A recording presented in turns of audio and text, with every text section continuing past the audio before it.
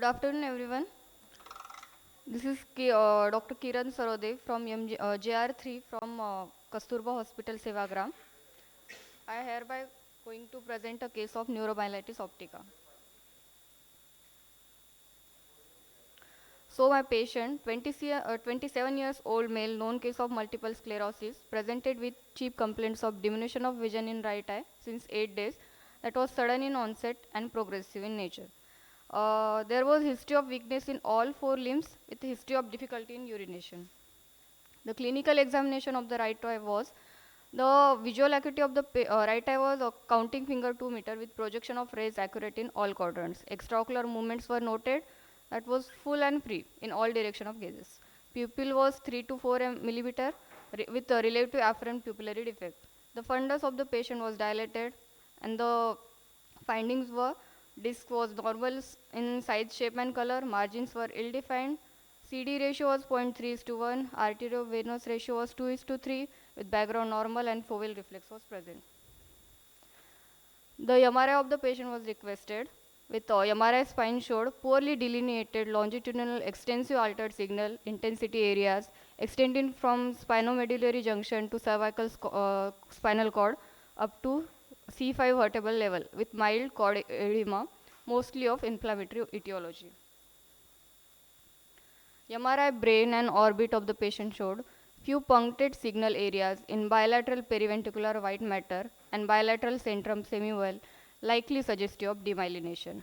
Right optic nerve appears mildly tortuous and bulky as compared to left optic nerve, predominantly in retrobulbar and mid-orbital region. The VP of the patient was done to assess the optic nerve function, which showed P100 latency is markedly prolonged with reduced P100 amplitude in right eye as compared to left eye. So patient was diagnosed as neuromyelitis optica and treated according to ONTT trial. The patient was treated with injection methylprednisolone 1 gram intravenously for 3 days. The best corrected visual acuity of the right eye was after 3 days on Snellen's chart was 6/60 with projection of rays accurate in all quadrants. Patient was discharged with oral prednisolone for 11 days and reviewed.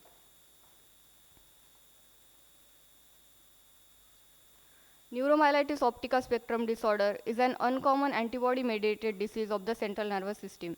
The aquaporin 4 water channel was identified as an antigenic target for the disease through detection of the aquaporin 4 antibodies.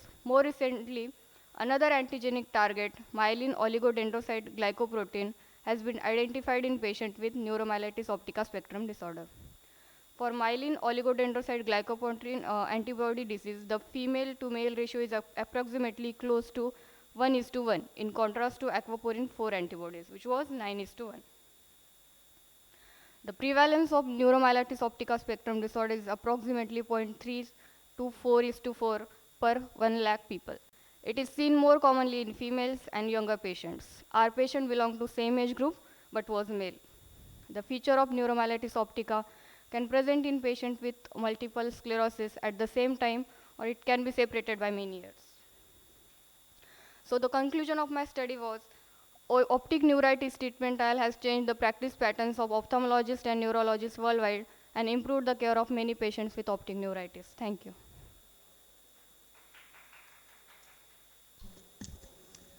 Thank you.